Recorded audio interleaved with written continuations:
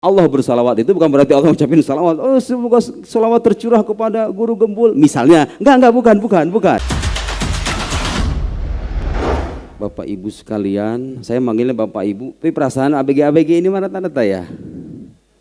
Jangan Bapak Ibu, saudara-saudara. Baraya. Khusus di sini baraya ya. Janganlah. Sebelumnya saya mau memberikan wasiat kepada anak-anak muda karena saya tahu di sini katanya banyak anak-anak muda hijrah. Ya, saya dikasih amalan baraya. Aduh, keceplosan tuh kan. Saudara, saya dikasih amalan sama guru saya, silahkan amalkan ini, dawamkan setiap hari. Sebagai pegangan supaya kita istiqomah dalam beragama. 1, jangan lepas baca istighfar per hari, pagi 100, malam 100. Cukup astagfirullah 100. Saya jelaskan nanti filosofinya kayak gimana. Yang kedua, salawat kepada Nabi Sallallahu Alaihi Wasallam dengan sigot, ya salawat banyak sigotnya ya. Tapi yang diijazahkan oleh guru saya, Allahumma salli ala Sayyidina Muhammadin abdika wa rasulikan nabiyil ummi wa ala alihi wasallim. Tanpa menggunakan wasahbihi, alihi sudah mencakup. Allahumma salli ala Sayyidina Muhammadin abdika wa rasulikan nabiyil ummi wa ala alihi wasallim 100. Terakhir baca tahlil la ilaha illallah dengan sigat la ilaha illallah wahdahu la syarikalah lahul mulku wa lahul hamdu wa huwa ala kulli syai'in qadir. Saya ulangi, la ilaha illallah wahdahu la syarikalah lahul mulku wa lahul hamdu wa huwa ala kulli syai'in qadir. Kenapa harus 3 itu? 1, istighfar itu saudara-saudara sekalian ibarat mencuci diri. Kan kita pasti banyak dosa kan, ngaku aja lah. Yang suka buka HP tiap hari itu di YouTube, emang bersih semua? Nah, YouTube isinya kotoran, Instagram juga kotoran, TikTok apalagi, ya enggak? Istighfar. Supaya kalau tiba-tiba misal nauzubillah kita diambil di waktu malam, Allah sudah mengampuni. Subhanallah ya, agama kita itu memberikan pintu ampunan yang sedemikian luas. Antum tahu enggak kalau antum berbuat dosa di satu tempat, kan yang mencatat itu ada malaikat pencatat kebaikan, pencatat keburukan. Mungkin ada sebagian yang baru tahu nih. Tahu nggak ketika kita berbuat baik, malaikat itu langsung mencatat amalan kita. Malaikat pencatat keburukan nggak akan protes, catat aja langsung kalau berbuat baik. Tapi tahu nggak kalau kita berbuat buruk, itu malaikat pencatat kebaikan minta nunggu dulu. Jangan-jangan dia beristighfar, tunggu dulu. Makanya ulama mewasiatkan kalau kita berdosa di suatu tempat istighfar. Kalau enggak, tambal dengan sedekah. Di anna sedekah tudfi ghadabar rabb. Karena sedekah itu bisa mematikan murka ilahi. Tambal dengan sedekah atau tambal dengan amal kebaikan apapun. Subhanallah kan, Allah betapa sayangnya kepada kita. Kalau kita berbuat salah, itu malaikat kebaikan, tar dulu. Siapa tahu dia beristighfar. Kalau dia beristighfar, nggak jadi dicatat. Nggak jadi dicatat. Saya ngomong begini jangan sampai yang suka pacaran jadiin alasan ya. Yuk kita istighfar aja yuk. Bareng-bareng aja kita istighfar berjamaah. Jangan begitu, nggak boleh nyepelein. Ini mah kalau orang khilaf, ya kan? Khilaf karena tidak kuasa menahan hawa nafsunya, langsung istighfar. Allahu Ghafurur Rahim, Allah Maha Pengampun. Jangan pernah ada perasaan kalau beristighfar Allah nggak akan menerima. Pelacur aja, tahu kan kisah pelacur? Yang ngasih makan anjing bisa diampuni sama Allah. Apalagi ini pemuda-pemuda hijrah yang tiap hari ke masjid, ya kan? Jangan khawatir. Itu pertama istighfar. Jadi istighfar itu ibarat kita mau menempuh perjalanan, kita cuci badan dulu. Artinya cuci diri dari dosa-dosa. Kenapa harus sholawat? Karena sholawat itu adalah jalan kita menuju Allah. Nabi Muhammad itu perantara kita menuju Allah Sallallahu Alaihi Wasallam. Coba lihat, kenapa saya katakan begitu? Antum sekarang bersyahadat, asyhadu an la ilaha illallah saja, diterima nggak sama Allah itu syahadat? Diterima nggak? Kalau ada orang, saya beriman kepada Allah, asyhadu an la ilaha illallah. Orang Kristen juga sama, orang Yahudi juga sama, percaya sama Allah, ya kan? Tahu yang membedakan kita dengan mereka apa? Yang kedua tadi, wa asyhadu anna Muhammadar Rasulullah. Jadi yang kedua itu pelengkap, orang tidak akan sempurna dan dianggap keimanannya kecuali setelah dia mengakui Muhammad alaihissalatu wassalam sebagai utusan Allah. Artinya saudara-saudara, Kalau beragama nggak pengen pincang, jangan cuma hanya berzikir mengingat Allah saja, tapi Anda juga harus membangun ikatan emosional dengan Nabi Shallallahu Alaihi Wasallam. Bahkan kata guru saya, yang bisa menjaga kita dari kekufuran itu, nih ya, kita hidup di perkotaan, banyak pikiran-pikiran aneh, merasuk, udah banyak lah sekarang, apalagi zaman internet. Pengen nggak terjaga dari hal-hal semacam itu? Banyak sholawat sama Nabi. Nabi itu wafat jasadnya saja, ruhnya itu masih ada. Banyak sekali ayat Quran. Wa'alamu anna fikum Rasulullah, ketahuilah bahwa pada diri kalian itu ada Rasulullah. Tahu dalam sholat kita diajarkan apa dalam tahiyat? Coba, assalamu alaika ayuhan nabi atau assalamu alan nabi atau alaihi. Alaika, tahu nggak artinya dalam bahasa Arab alaika? Itu namanya kaful mukhotob, kaf yang menunjukkan lawan bicara. Kalau saya bilang assalamu alaikum artinya orangnya ada, ya nggak? Jadi kaf itu menunjukkan lawan bicara yang hadir. Ketika Allah mengajari kita dalam tahiyat, Nabi mengajari kita dalam tahiyat, assalamu alaika ayyuhan nabi, itu artinya bukti nyata bahwa Nabi itu hadir sebetulnya di hadapan kita, bukan dengan jasadnya tapi dengan ruhnya. Jadi kalau ada masalah, kalau nangis, kalau sedih, ditikung sama orang, misal atau bangkrut bisnis, orang beriman tuh jangan pesimis. Nabi kita itu masih ada, mendekatlah kepada Nabi. Musyrik itu, bodoh kan? Suka ada yang bilang begitu kan, musyrik kan? Gak ada orang Islam yang menuhankan Nabi, betul gak? Musyrik itu kalau Anda mempertuhan Nabi, sebagaimana orang Kristen, mohon maaf, mempertuhan Isa Al-Masih, ya kan? Saya tanya sekarang, ada gak orang Islam yang mempertuhan Nabi Muhammad? Gak ada.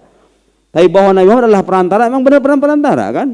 Coba tanpa ada Nabi Muhammad, Anda bisa mengenal Tuhan Anda? Saya bisa duduk di sini? Anda bisa sholat di sini? Tahu tata di mana ayo? Dari para ulama dari sahabat dari Nabi. Shallu kama ra'aitumuni usolli, perintah Nabi. Kita bisa sholat bisa karena gara-gara Nabi Muhammad. Jadi kalau beragama nggak pengen pincang, anak-anak muda, kalau nggak mau nanti terjerumus ke dalam pikiran-pikiran yang aneh, tersesat, tiba-tiba mati dalam kekufuran, nauzubillah, mendekatlah kepada Nabi Muhammad dengan emosionalitas kita. Caranya gimana? Banyak baca sholawat. Paling tidak 100 pagi, 100 sore. Nah, terakhir baca la ilaha illallah, karena itulah ghayatul ghayat, itulah tujuan utama kita beragama, ya enggak? Tujuannya sampai kepada Allah setelah kita membersihkan diri dengan istighfar, mendekatkan diri kepada Rasulullah sebagai perantara. Kita pengen dituntun, ya. Kalau kita bilang menjadikan Rasulullah sebagai perantara itu kita pengen dituntun, bukan menuhankan Nabi. Enggak ada ceritanya orang yang bisa menuhankan Nabi, ya. Yang suka musyrikan itu orang-orang belahan sana itu, jangan didengerin. Kita menjadikan Rasulullah sebagai suri tauladan dan perantara supaya kita sampai kepada Allah, karena dosa kita banyak. Nabi orang suci, ya kan? Kita berharap melalui cara kita mendekat diri kepada Nabi dengan salawat itu, kita bisa sampai kepada Allah, dan itulah yang disimpulkan dengan la ilaha illallah wahdahu la syarikalah lahul mulku wa lahul hamdu wa huwa ala kulli syai'in qadir. Gak usah nanya pahalanya ya. Nanti kita kalau ketemu di sorga pasti antum menyesal kalau nggak ngamalin ini. Karena saya baca dalil-dalil subhanallah. Pahala membaca yang tadi saya sebut, la ilaha illallah wahdahu la syarika lahul mulku wa lahul hamdu wa huwa ala kulli syai'in qadir. Bahkan satu solawat itu saudara sekalian, satu solawat. Tahu nggak dalam Islam itu ada satu ibadah yang kalau diamalkan sama orang muslim, mau dia orang fasik sekalipun, pendosa kalau ngamalin ini udah pasti diterima kata para ulama. Hatman, pasti. Apa itu? As-salah ala nabi alaihi salatu wassalam. Salawat kepada Salat kepada Nabi itu waktu naik motor, waktu di mobil, waktu nyuci piring, ya, waktu nunggu Gojek. Saya waktu kuliah dulu kayak gitu.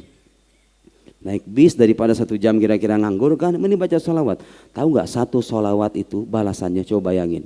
Dan nggak ada itu ibadah dalam Islam yang pahalanya sebesar itu. Man shalla alayya marratan, barang siapa bersalawat kepadaku 1 kali, kata Nabi, 1 kali saja, sallallahu bihi alaihi asyra, Allah bersalawat kepadanya 10 kali.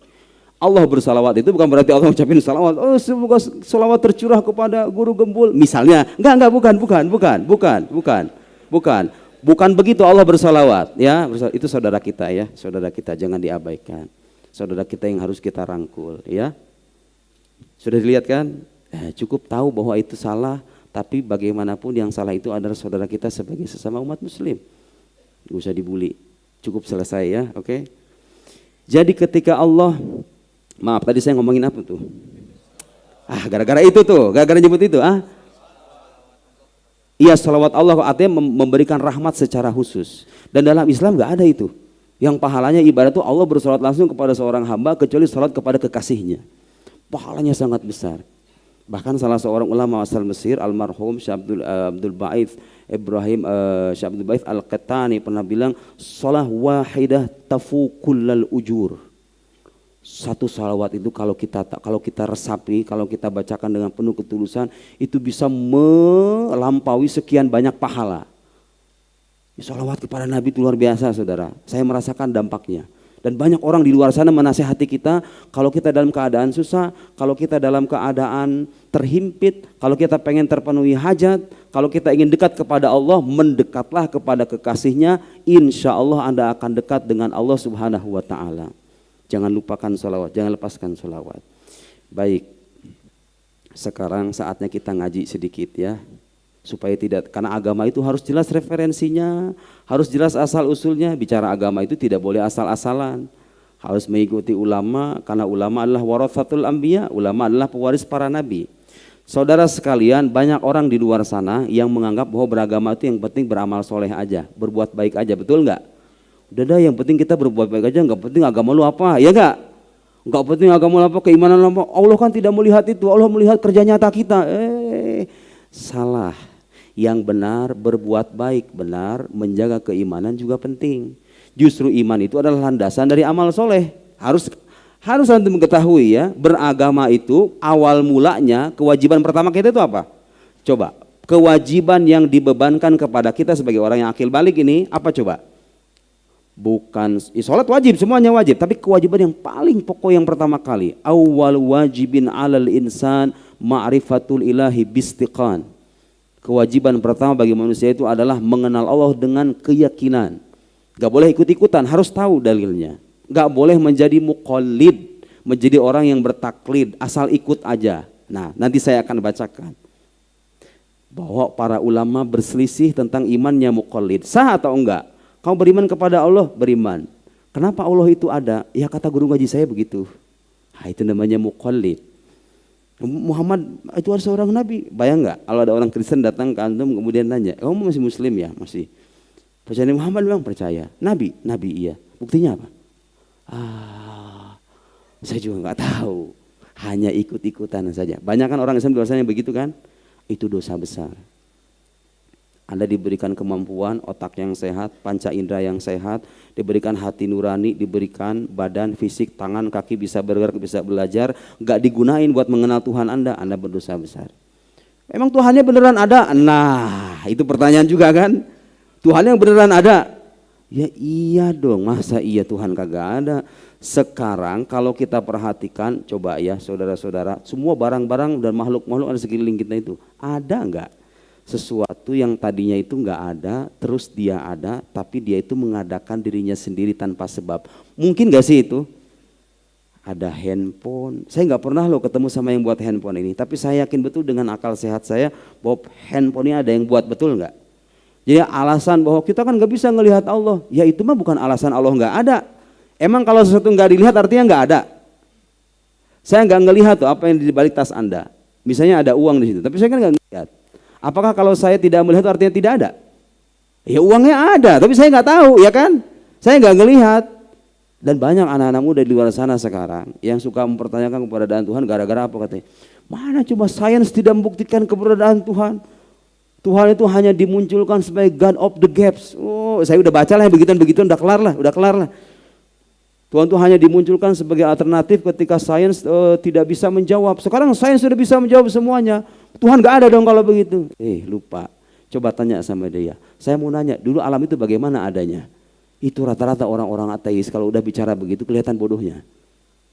Karena bagi dia itu alam itu sekonyong-konyong katanya. Ada pernah saya dengar orang ateis bilang, ya udah kayak bola dilempar katanya. Alam itu, bola dilempar jelek aja sekonyong-konyong. Dia lupa, bola itu ada yang buat loh, ya enggak?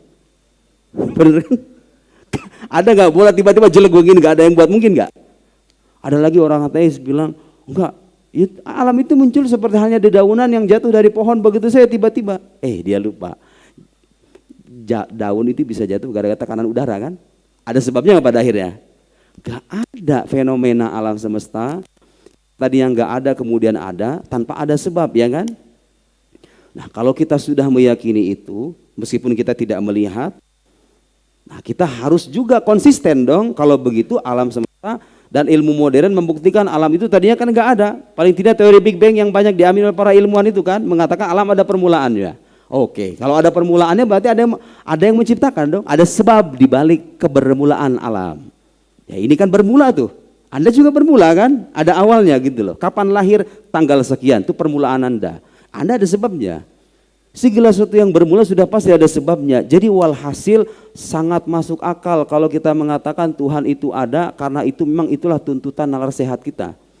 Nah, makanya saya setuju dengan salah seorang dulu saya pernah baca salah seorang filsuf dari Inggris apa Amerika ya. Dia bilang bahwa ateisme itu adalah penyakit yang penyakit yang terlahir dari dosis filsafat yang yang melampaui batas. Jadi orang kebanyakan mikir gitu kira-kira kan. Lalu muncullah orang Tuhan nggak ada lah. Dan banyak orang-orang. Ada juga orang-orang yang mengingkari keberadaan Tuhan bukan karena soal dia membaca buku filsafat bukan, tapi karena masalah psikologis. Diputusin sama pacarnya, kemudian pertanyaan Tuhan tuh adil apa enggak sih? Gila dia nggak berusaha bisa dapetin, saya berusaha bertahun-tahun ditolak terus. Doa tiap hari tahajud nggak pernah ketinggalan. Tuhan, apakah engkau ada? Kan kayak begitu ya nggak? Ada yang begitu. Nah kita harus yakin dan keyakinan ini bersandar pada kesimpulan rasional bahwa Tuhan itu ada. Kalau Tuhan ada, berarti kewajiban Anda sebagai makhluk itu bukan ngapa-ngapain, tapi mengenal Tuhan itu. Betul nggak? Masuk akal nggak? Sebelum Anda sholat buat siapa? Oh, buat Allah. Allahnya kayak gimana? Harus tahu dong. Kita ibadah, kita berderma, menyantuni orang-orang yang tidak mampu, orang fakir miskin kita santuni. Saya ikhlas mbak karena Allah. Emang Allahnya kayak gimana? Harus tahu. Saya sholat sunnah, qobliyah, ba'diyah itu ngikutin siapa? Oh ngikutin Nabi Muhammad. Emang itu Nabi beneran? Harus tahu. Harus dan wajib hukumnya. Itu hukumnya wajib bagi setiap muslim mempelajari itu. Nanti katanya kalau kita udah mati ada surga, ada neraka, ada hisab, ada sirat, ada haud, ada hari kebangkitan, ada pembagian buku catatan dan lain-lain. Di surga itu ada kenikmatan ABCD. Kan kamu gak pernah ngelihat. Bagaimana kamu bisa tahu dan yakin bahwa itu benar-benar ada? Harus tahu jawabannya. Nah khusus yang pertanyaan terakhir ini saya jawab dulu ya supaya saya nggak lupa karena itu penting.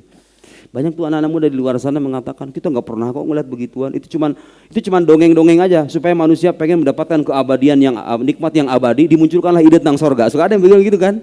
Di sorga itu katanya dimunculkan ketika manusia dalam puncak penderitaannya mengharapkan kenikmatan yang abadi, dimunculkan ide tentang sorga. Maksudnya udah biasa itu orang-orang ateis bilang begitu. Kita percaya sorga, neraka dan hal-hal gaib itu karena itu dikabarkan oleh sumber yang terpercaya. Siapa? Manusia agung yang sudah terbukti kenabiannya. Garis bawahi, terbukti kenabiannya. Bukan cuma diakui sebagai nabi, tapi terbukti kenabiannya. Nanti kita akan diskusi sedikit demi sedikit ya. Yang sederhana-sederhana aja supaya kita yakin dan mantap bahwa manusia yang kita ikuti itu benar-benar utusan Allah Subhanahu wa taala. Bukan berdasarkan kita ikut-ikutan aja. Jadi kewajiban pertama itu saudara harus mengenal Allah. Setelah kita membuktikan dengan akal sehat kita, oh iya ya, nggak mungkin alam ini ada dari ketiadaan kalau nggak ada sebabnya. Harus ada sebabnya. Nah, ada sebagian orang nggak percaya tuh. Enggak, kalau beriman tuh cukup kita ikuti aja. Nah, saya bacain sekarang, kita ngaji dikit ya, nggak apa-apa ya.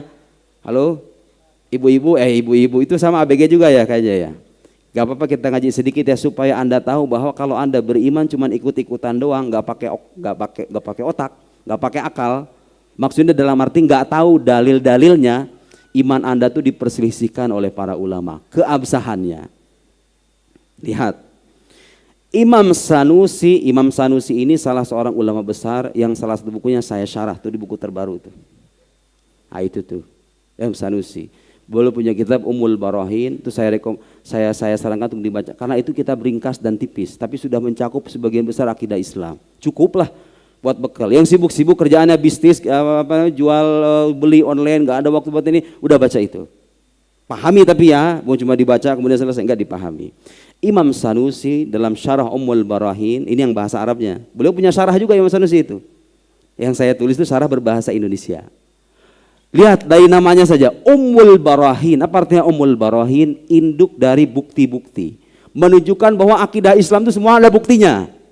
Jangan khawatir ya, kadang-kadang kita nggak tahu aja karena nggak belajar.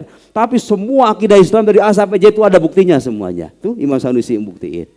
Saya sudah menyederhanakan sebisa mungkin ya, Imam Sanusi sudah memaparkan. Kata Imam Sanusi, wajib ala kulli mukallafin syar'an ay ya'rif ma yajib fi haqqi maulana jalla wa az. Wajib bagi setiap mukallaf, mukallaf itu siapa? Orang balik yang berakal, yang panca inderanya sehat, kayak Anda semuanya nih, gak ada yang cacat kan? Kemudian sudah sampai kepadanya dakwah, dalam arti ajakan untuk beriman. Kayak kita semua nih udah nerima dakwah, ya kan? Itu mukallaf. Wajib bagi mukallaf mengetahui, lihat, ayya'rif, mengetahui, wajib. Iman itu harus didasarkan pada pengetahuan, bukan ikut-ikutan. Ya, harus dasarnya pengetahuan. Makanya ada ilmunya. Ilmu yang membahas tentang dasar-dasar iman itu namanya ilmu akidah. Nama lainnya ilmu usuluddin, nama lainnya ilmu tauhid, nama lainnya ilmu kalam, dan nama ada al-fiqhul akbar, kebalikan dari fiqhul asgar. Kalau fikih fiqhul asgar, kalau tauhid al-fiqhul akbar. Yang Abu Hanifah punya risalah tentang fiqhul akbar. Wajib. Beliau mensyarah kemudian di bawahnya. Annahu yajib syar'an ala kulli mukallafin al-baligh al-aqil ay ya'rif ma dzukir li annahu. Nah, setelahnya beliau mengatakan wa yajib. Wa inna ma qala ya'rif wa lam yaqul yazim. Beliau wa yajib ala kulli mukallafin syar'an ay ya'rif. Ya'rif tadi mengetahui. Yajzim isyaratan minhu ila anna al-matlub fi aqaidil iman al-ma'rifah. Yang dituntut dalam akidah keimanan itu adalah pengetahuan. Jadi setiap orang harus tahu. Semua orang yang sudah akil balik wajib hukumnya fardu ain. Kalau enggak Anda berdosa. Paling tidak iman Anda diperselisihkan. Nah, saya mau baca yang kira-kira cocok buat tema kita aja. Supaya Anda tahu bahwa dalam Islam tidak ada istilah iman percaya aja, buktinya belakangan, enggak ada. Anda harus tahu dan sudah ada bukti-buktinya. Masalahnya kita enggak belajar. Al-ma'rifah, ma'rifah, pengetahuan. Dasar pengetahuan itu apa? Al-jazam al-mutabiq an-dalil. Kepastian, jadi Anda meyakini secara pasti dan kepastian itu sesuai dengan kenyataan dan bersandar pada dalil, bersandar pada bukti. Jadi nggak ada istilah dalam Islam sekali lagi Anda percaya bukti nggak ada, semua ada buktinya. Anda harus pelajari itu. Dengar ini, wala yakfi fihat taqlid. Dalam beriman itu tidak cukup bertaklid. Apa itu taklid? Al-jazam, al-mutabiq fi aqaidil iman bila dalil. Anda memastikan suatu pendapat, suatu keyakinan dalam akidah keagamaan bila dalil, tanpa tahu dalilnya. Itu kayak anak kecil. Anak kecil kalau kayak gitu nggak apa-apa ya. Kenapa nak kamu percaya Allah? Mamaku bilang begitu. Ya anak kecil nggak apa-apa, ya nggak? Orang dewasa nggak boleh begitu. Harus tahu dalil, harus belajar dalil itu. Gak usah yang terperinci, yang penting yang ringkas-ringkas aja. Oke, sekarang benar nggak kalau orang bertaklid itu imannya diperselisihkan? Nih saya bacain. Wa ila wujubil ma'rifah wa adamil iktifa bit taqlid dhahaba jumhur ahli ilm. Sebagian besar ulama mengatakan wajib mengetahui dasar-dasar akidah dan tidak boleh taklid seperti siapa? Asy-Syaikh Al-Asy'ari, Imam Ahli Sunnah wal Jamaah Abdul Hasan Al-Asy'ari, Imam Abu Bakar Al-Baqilani, Imam Al-Haramain. Nah, sekarang nih lihat buktinya nih. Thumma ikhtalafal jumhur al-qail biwujubil ma'rifah. Faqala ba'dhum. Nah, sekarang orang-orang yang mengatakan wajib mengetahui dalam akidah itu beda pendapat. Faqala ba'dhum, sebagian ulama mengatakan al-muqallid mu'min. Orang bertaklid itu beriman, masih dikatakan beriman. Tapi tahu enggak? Illa annahu asin. Dia berdosa. Jadi kalau Anda iman hanya sebatas ikut-ikutan, enggak menggunakan akal sehat, enggak belajar, Anda tuh berdosa besar loh. Apalagi Anda punya waktu. Main HP nggak pernah di waktu, gila belajar beginian. Itu belajar akidah kalau Anda pelajari sebulan pun kelar kok. Kayaknya sebulan juga enggak deh, 2 minggu juga kayaknya kelar. Seminggu dah. Kenapa? Nanti akan ditanya di akhirat. Kenapa Anda dikasih waktu sekian puluh tahun tapi tidak ada waktu untuk mengenal Tuhan Anda sendiri? Dosa besar, kan nggak tahu diri namanya, ya nggak? Dikasih nikmat memandang, berjalan, kemudian bergerak, bernafas dan tidur dan seterusnya, mengenal Tuhannya aja nggak mau dengan alasan aku nggak punya waktu. Itu orang zaman sekarang. Asin bitarkil ma'rifah. Nah, ulama yang lain mengatakan wa qala ba'dhum innahu mu'min wa la ya'si. Oh, dia beriman dan enggak tergolong berbuat maksiat, tetapi dengan syarat illa idza kanat fihi ahliyatun li fahmin nadr sahih. Jadi orang ini beriman tidak berdosa dengan catatan kecuali kalau dia punya kemampuan berpikir. Artinya begini, sama nih seperti dengan yang pertama. Kalau ada orang beriman bertaklid, padahal dia punya kemampuan belajar, dia nggak belajar, sama-sama dosa. Tapi kalau nggak punya kemampuan belajar, kayak orang, mohon maaf ya, orang misalnya orang yang kehilangan panca inderanya atau otaknya lemah sehingga dia nggak bisa mencerna pelajaran, atau orang gila misalnya, ya sudah, itu sudah lepas. Nah, yang mau saya tekankan teman, jadi pendapat kedua mengatakan orang bertaklid itu beriman, dia tidak bermaksiat kecuali kalau dia bisa belajar. Artinya kalau dia bisa belajar, bertaklid juga sama-sama dosa gitu loh, paham nggak? Nah, yang terakhir dengerin nih. Wa qala al-muqallid laisa bimu'minin aslan. Orang yang bertaklid itu bukan orang beriman sama sekali. Nah, sekarang tahu nggak? Imannya muqallid yang diperselisihkan itu orang yang sudah memastikan keimanannya. Artinya gini nih, saya misalnya berkata, saya meyakini 100% Allah itu ada, Muhammad adalah Nabi, surga neraka itu ada, saya 100% percaya, tapi saya ikut-ikutan doang. Yang kayak begini yang diperselisihkan itu. Orang sudah memastikan keimanannya aja masih diperselisihkan. Nah, kalau orang hanya mengikuti orang lain tanpa memastikan, kayak misalnya berapa persen kamu iman sama Muhammad? Ya 65% lah. Itu semua ulama sepakat itu bukan orang beriman. Paham nggak maksudnya? Jadi orang yang sudah meyakini secara pasti bahwa Allah ada, Muhammad Nabi, semuanya diyakini secara pasti tapi ikut-ikutan, itu diperselisihkan imannya sama para ulama. Apalagi orang yang cuma ikut-ikutan, gak sampai pasti gitu loh, paham gak? Oh percaya Tuhan, percaya, berapa persen? Ya 75 lah, itu bukan orang beriman. Saya tidak mengada-ngada, ulama mengatakan begitu. Imam Haramain, guru Imam Al-Ghazali, seorang ulama besar, udah raksasa itu dalam dunia intelektual Islam. Dengerin kata Imam Haramain, orang yang bertaklid tidak memastikan keimanannya. Faman 'asha ba'dal bulugh zamanan yasa'uhu lin-nadhar wa nadhar. Orang yang sudah akil balik kemudian hidup satu masa tertentu, dia dikasih kesempatan belajar, kemudian dia belajar. Lam yukhtala fi sihhati imani. Ulama sepakat imannya sah. Kalau ada orang akil balik belajar, kemudian belajar akidah maksudnya, kemudian setelah itu dia memantapkan keimanan, ulama sepakat imannya sah. Artinya ini bukan muqallid ya. Nih dengerin nih, ini yang kedua nih. Wa illam yangzur, kalau orang sudah akil balik tapi nggak belajar, lam yangzur, tidak berpikir, lam yukhtalaf fi adam sihhati imanihi. Ulama tidak berbeda pendapat bahwa imannya orang ini tuh tidak sah. Tidak sah. Ulama nggak beda pendapat. Kalau orang nggak pernah belajar, udah akil balik, dia ngikut-ngikutan orang tanpa meyakinkan keimanannya, maka kata Imam Haramain lam yukhtalaf fi adam sihhati imani. Ulama tidak berbeda pendapat bahwa imannya orang ini nggak sah. Ayo, Anda hidup berapa tahun, amalan kemana kesana kemari, imannya nggak dipelajari. Mau sia-sia itu semua amal soleh? Harus belajar, harus belajar. Kita akan lanjutkan setelah sholat isya, insya Allah.